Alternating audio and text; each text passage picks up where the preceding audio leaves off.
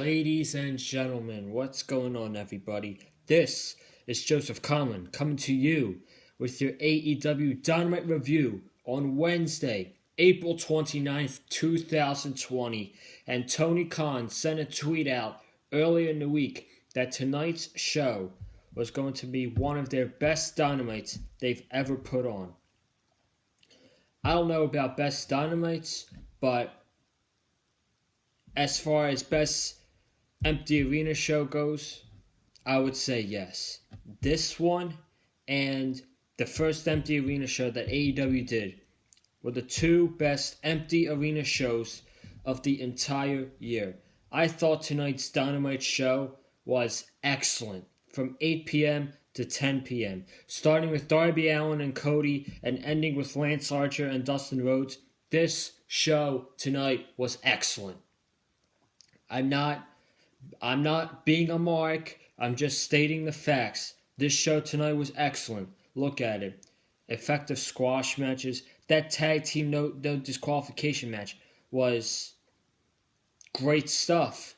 It was very violent. And I applaud all four men for being a part of that match. That was a great match. Brody Lee versus Marco Stunt was very, very effective. It was actually entertaining for the 3 minutes that the match took. We got a Jon Moxley segment, and he'll be live on Dynamite next week. Back at the Daily's place when AEW goes live. We'll talk about that when we get to that. But before we talk about AEW Dynamite tonight, make sure you guys go check out my other videos that I have posted this week, such as the Monday Night Raw review from Monday and last night's Dark Side of the Ring review, talking about the slap heard across the entire world, and Dr. David Schultz. Go check that out right now on the Big Fight Field channel. And without further ado, man, I got my notes. On some matches that I took tonight. Take a sip of my beverage right here.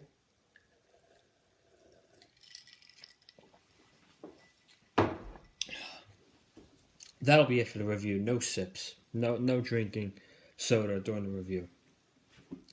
But here we go, man. Darby Allin versus Cody started the show. I'll say my notes that I took, and then I'll give my thoughts on the match. So Darby Allin versus Cody, semifinals of the TNT Championship Tournament. Both guys go for shoulder tackles in the beginning. They go for a collar and elbow into a headlock. Technical wrestling by both of them. Nice mat work.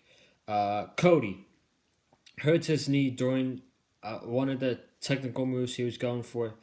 And I love this part of the match. Darby Allin sees Cody is grabbing at his right knee. And he attacks the knee immediately. I loved it. It was like quick. And Darby just went for that knee. And I love that part. Darby goes for Cody, standing in front of Cody is standing in front of Brandy Rhodes.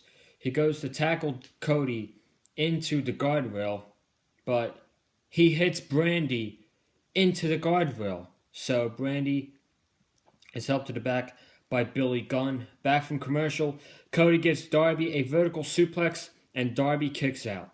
Cody is punching Darby in the corner. Cody then drops Darby Allin on the ropes, and Allin kicks out. Darby hits a code red, and then he goes right after Cody's knee immediately for like a few minutes. A quick transition there from Darby Allin. Darby goes back to the knee after on the turnbuckle. Britt Baker in the crowd. The Cody and Darby are on the side of the heels. Britt Baker, who is in the crowd, hits Cody with her shoe, and I LOL'd it. Britt Baker's heel character has been fantastic, by the way. I'm not going to talk about her segment just to, save time, but she did a great job tonight.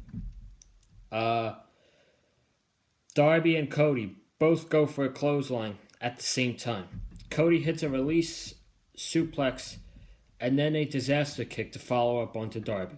Darby kicks out. Cody lands awkwardly on the knee, and Darby capitalizes. Darby hits Cody with a crossroads, and Cody kicks out. Brandy comes back out with a bottle of water. She's holding her ribs, selling the effect that she got hit by Darby Allin. So she gives Cody the water, and Darby sprays the water. He takes the water and just squeezes it in Cody's face. Darby gets caught behind by Cody. This is moments later after the water bottle spot. He gets caught by Cody. Cody hits a crossroads, and Allin kicks out. Cody goes to the top rope and hits and tries to hit a coffin drop onto Darby Allin. Darby gets the knees up on the coffin drop. Darby then goes to the top. He hits the coffin drop, and Cody rolls him over for the win. Now, the match was really good. I don't think Cody and Darby Allin can never have a bad match. They have such great chemistry together, from the match at Fyter Fest to the match on January 1 on Dynamite, and in this match in the TNT semifinals. These guys have fantastic chemistry together, and they will never not put on a good match. This was a really good match, but the finish was really awkward. Yes, it was creative, but it kind of made Darby look dumb, because Darby was on the coffin drop. Didn't he not realize that Cody rolled him over and pinned him for the 3 count? It's almost like Darby didn't notice, because he immediately got up after that, and then Cody's theme music played, and Darby was like heartbroken and all that stuff. It kind of made Darby look dumb. That's just my opinion. But besides the weird finish, I thought this match was really good, and Cody's moving on to the semifinals of the TNT Championship Tournament. Scorpio Sky has a video package.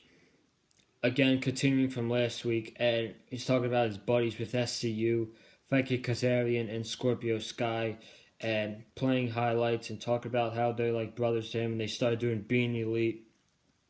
But Scorpio Sky wants to be a legend, and I love this.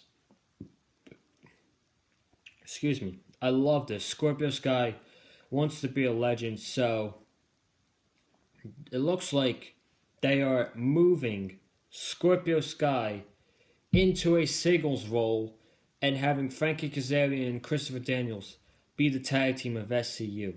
I love it. That's a great decision. And Scorpio Guy is young.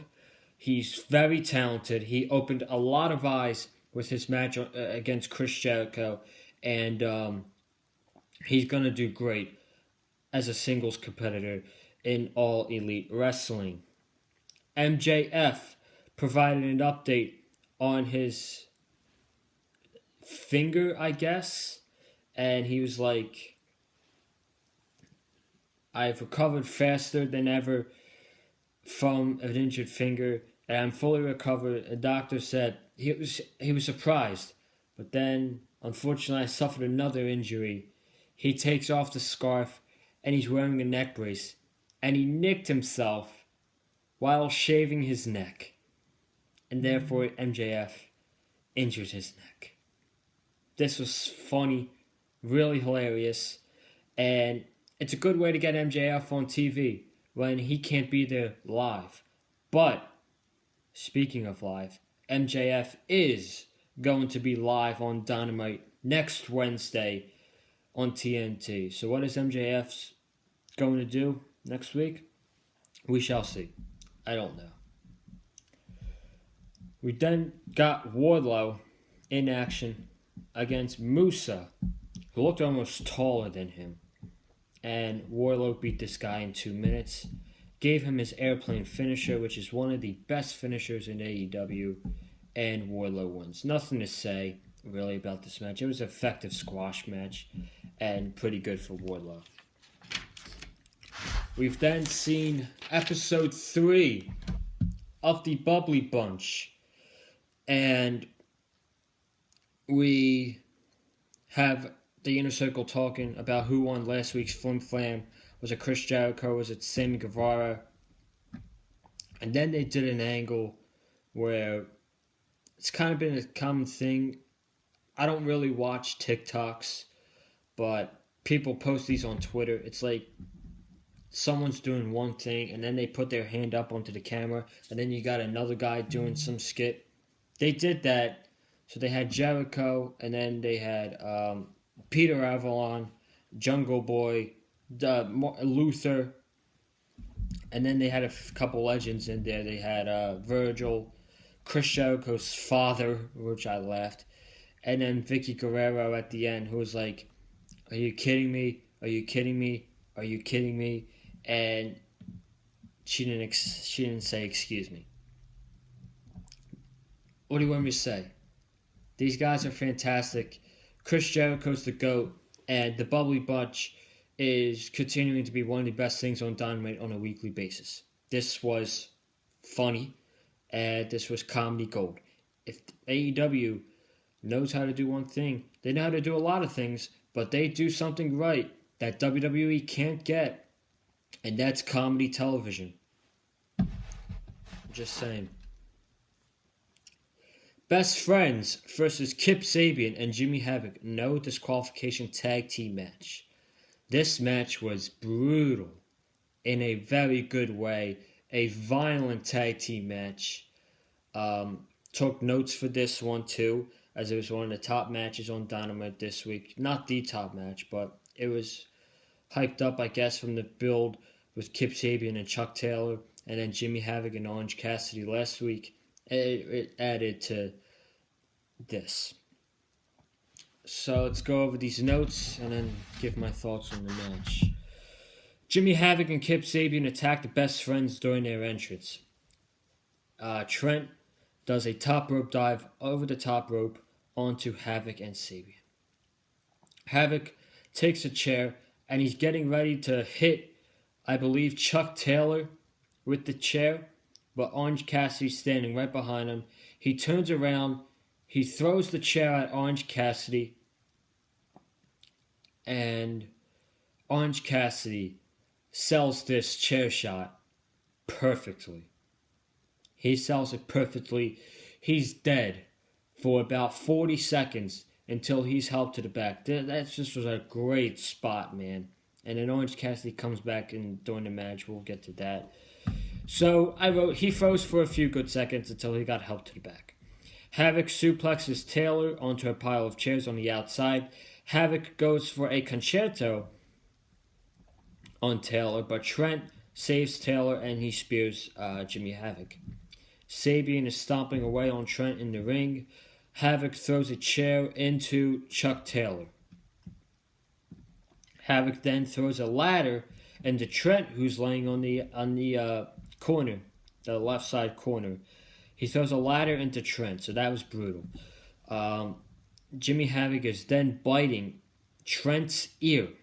He's biting Trent's ear. Jimmy Havoc is a sick human, folks. Havoc goes for a kick, and Trent stops, points his... Oh, no. Havoc goes for a kick at Trent. He stops, points his fingers like this, and Sabian kicks Trent right in the back of the head. That was pretty nice. So then we go into commercial after that. Havoc and Sabian are dominating. Trent jumps off the ladder, and Sabian hits a backbreaker for a kick out. Trent jumps off the top rope, and Sabian hit a beautiful backbreaker. My apologies. Sabian hits a chair, sets a chair up in the corner. He goes for a set time on Trent. Trent moves. Sabian misses, and he lands back first on the chair. That looked brutal. That looked very, very painful. Both Best Friends, Chuck Taylor and Trent, throw chairs at Jimmy Havoc, and then they hug. Chuck T, moments later, sets up a chair, and later gets thrown into it by Kip Sabian. Trent hits a tornado DDT on Kip.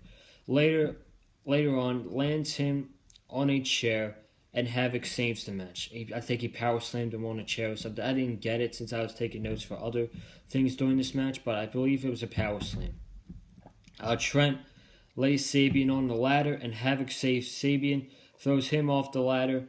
Havoc is standing on top of the ladder with Trent on top of the turnbuckle. Havoc falls down, gets back up, and throws Trent off the turnbuckle onto the ladder. Probably the most brutal spot of this match, I would have to say, was that. That looked painful. That looked seriously painful for Trent to go through. Where am I? Sabian does a double stomp onto Trent, who's laying on top of two chairs. Taylor slams Havoc onto a chair and hits a pile driver onto Sabian, and Penelope Ford pulls out Chuck Taylor at 2. Havoc throws Chuck Taylor onto the ladder. Orange Cassidy comes back in the match, and he throws a chair at Jimmy Havoc, and he does a lazy fall onto Kip Sabian on the outside. Sabian gets back up.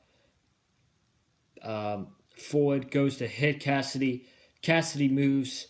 Ford goes for a spear on Cassidy, but he moves, and Penelope Ford, hits a spear onto Kip Sabian. Chuck Taylor hits a pile driver onto Jimmy Havoc, onto a pile of chairs, and the Best Friends win the no disqualification tag team match.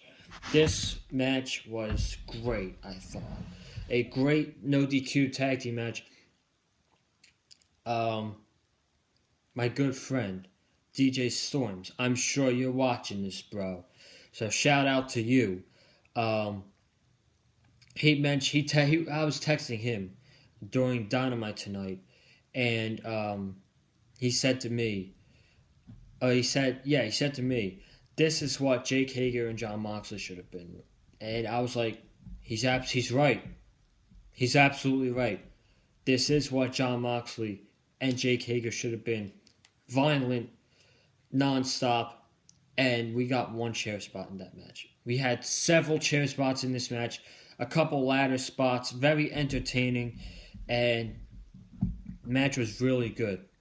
Now, if Adam Hangman Page comes back from quarantine, will this win from the Best Friends lead to a tag team championship match at Double or Nothing? I would think so. They're really the only team who could face Kenny Omega and Adam Hangman Page for the tag team titles at Double or Nothing. Because if you think about it, all of the tag teams have not been on Dynamite. There's only been one tag team on Dynamite consistently all these weeks where Dynamite was at the Nightmare Factory. It was the Best Friends. And they beat Kenny Omega in a tag team match. It might not have been with Hangman Page. It was with Michael Nakazawa. But still, the Best Friends are probably the hottest tag team in AEW. And they should get the tag team title match at Double or Nothing if Hangman Page comes back. And those guys, they could kill it, I think, at the pay-per-view. Shawn Spears in action. I really didn't pay attention to this. He won with a C4, and that was it. I got nothing to say about it. Marco Stunt versus Brody Lee. This match went 3 minutes, but it was a great 3-minute match. So you got Brody Lee at the beginning, who is intimidating Marco Stunt, staring at him, and he looks like he's going to literally kill Marco Stunt. So then Marco charges at Brody Lee, and Brody Lee's hitting Marco Stunt away, dodging him, throwing him around like a rag doll. He gave him a loud super kick to the face that it was almost louder than Apollo Crews' slap to Andrade on Raw this week. That was a crazy super kick. And then he picks up Marco Stunt and he power bombs him like a freaking stuffed animal. Like you're wrestling a stuffed animal on a bed, like I used to do when I was like 9 years old, maybe 10. But that's what it really was. It was like Marco Stunt was the stuffed animal. Brody Lee picked it up and slammed it to the mat. And Brody Lee defeated Marco Stunt. This was a great 3-minute match. Very, very entertaining, and you gotta give it up to Marco Stunt, man. He bumped his ass off in this match. And a lot of people shit on Marco Stunt because of his size, and he looks like he's 12, and he doesn't deserve to be on AEW, but the man works his ass off, and he bumps his ass off with the big guys, and AEW uses Marco Stunt in a great role, and I gotta give it up to them for that. This was a great and effective squash match. We then got the Jon Moxley segment, and he's walking around in the desert all by himself, and he's like, it was 8 weeks ago that I defeated Chris Jericho and won the World Championship. So they're showing packages of Moxley winning the World Championship, and while I see this, I'm thinking how much I miss fans in a wrestling crowd, because that's what we need. But besides that, Moxley's walking around. He's saying how he defeated the Inner Circle. He defeated every member of the Inner Circle. He defeated Jake Hager in the No Holds Barred match.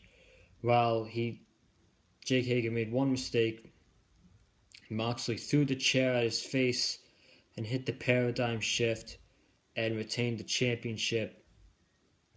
Moxley then says, next week on Dynamite, I will be live on TNT, and if anybody wants to step up, you better be careful what you wish for, and before you do, call your grandmother. That was funny. That was very funny. So that was the Jon Moxley segment. Solid stuff from Moxley. I don't know who could challenge Jon Moxley for the World Championship at Double or Nothing. I guess we could find out next week. I'm not really sure.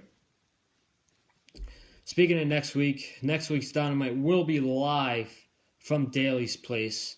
MJF will return, like I said during his part of the show. We do got our AEW World Champion Jon Moxley versus Frankie Kazarian of SCU.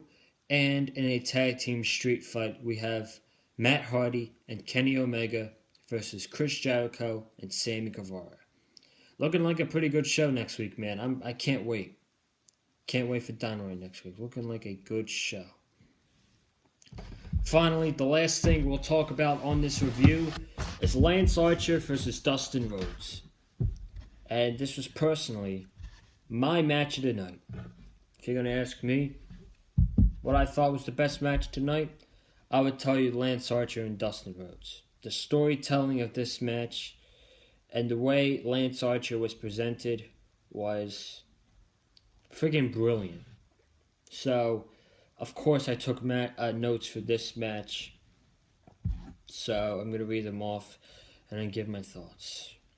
So, early on in the match, Archer is intimidating Dustin Rhodes. They go for a collar and elbow. Lance hits a shoulder tackle. And Dustin Rhodes goes outside. His huge shoulder pounce to Dustin Rhodes, and Dustin falls to the outside. Dustin hits a cannonball off the apron to Archer. Archer comes back, and Dustin gives him a big right punch. Archer hits a huge shoulder tackle onto Dustin, and he goes outside the ring again. Archer gets a chair, and Dustin kicks it away from his hand. Dustin then picks it up, and Archer kicks the chair into Dustin's face, and this is when Dustin Rhodes is busted open. He's busted wide open, just like he was at Double or Nothing last year against Cody. So that's the last scene we see for this commercial. Back from commercial, Dustin lands punches on Archer, and Archer gives Dustin a huge clothesline. Archer kicks Dustin in the face on the outside of the ring. They both chop each other until Archer gives him a huge forearm, and down goes Dustin. Archer kicks him in the knee and throws Dustin Rhodes. Lance is driving the face of Dustin into the ring canvas. And then we see a spot early in the match where we got dried up blood on the ring canvas. Looked nasty. Looked absolutely nasty.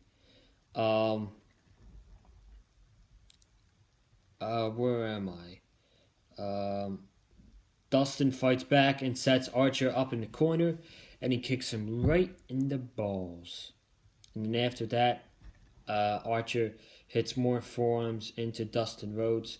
And at this point, Lance Archer is dismantling Dustin Rhodes. And Chris Jericho has been fantastic on commentary since they did these shows for the entire month of April at the Nightmare Factory.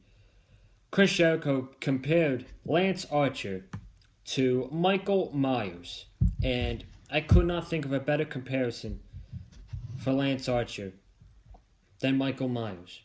And I'm being serious when I say that. Chris Jericho, when he retires, should definitely be on the commentary team for AEW.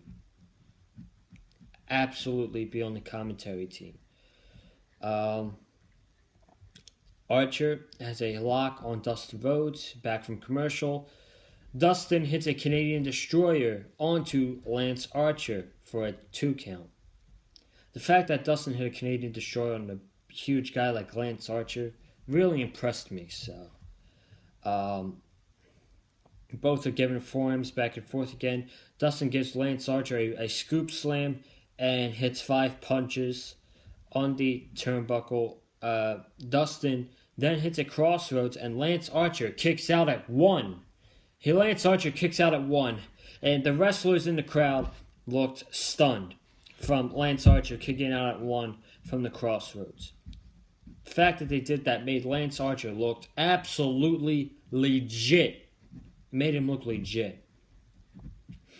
Dustin goes to the top, and Archer catches him into a chokeslam. Archer walks on the top rope and hits a moonsault off the top rope, and Dustin Rhodes kicks out. This was very, very impressive from Lance Archer,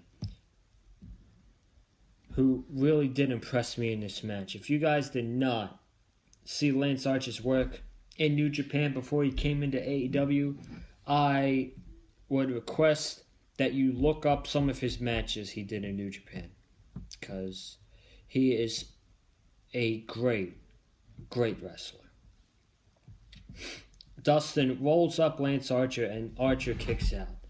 This was when Lance Archer got pissed the F off. I didn't want to curse there, so I said F.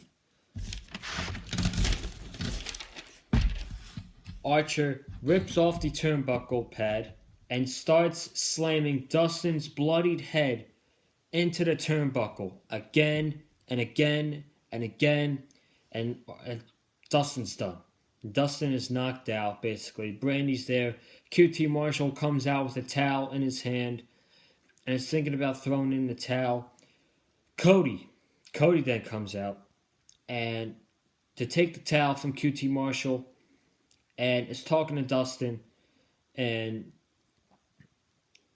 Archer drags Dustin, slams his head into the mat, and while he's doing that, he yells at Cody, "I'm coming for you, Cody. I'm coming for you." And Lance Archer defeats Dustin Rhodes, and your finals of the TNT Championship Tournament is Lance Archer versus Cody. That visual at the end of Lance Archer staring right at Cody while slamming his brother's head meant everything to this match. This was the best match, in my opinion. This was the best match in the tournament so far. Either that or Sammy Guevara and Darby Allin. But I'm going to go with this. this made Lance Archer look like a legit monster, like Michael Myers, like Chris Jericho said. The storytelling was off the charts. Off the charts for this match. And the fact that Archer was staring at Cody and saying, "I'm coming for you, Cody," at the end. I mean, Cody should be freaked out, man. If I'm Cody, I'd be freaked out at what Lance Archer did to my brother and what he could possibly do to Cody at Double or Nothing. So there you have it.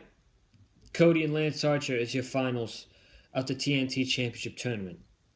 Predictable, yes, but we got two great semifinal matches tonight.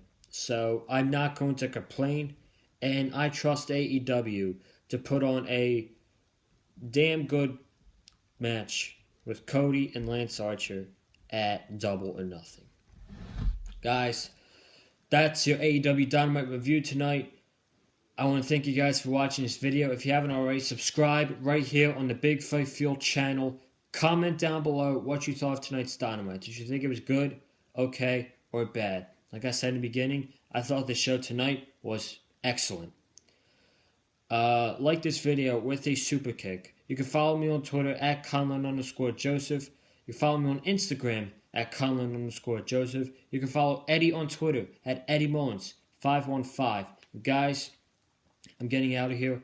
I will see you tomorrow for your NXT review right here on the Big Fight Fuel channel. Have a good night and stay safe.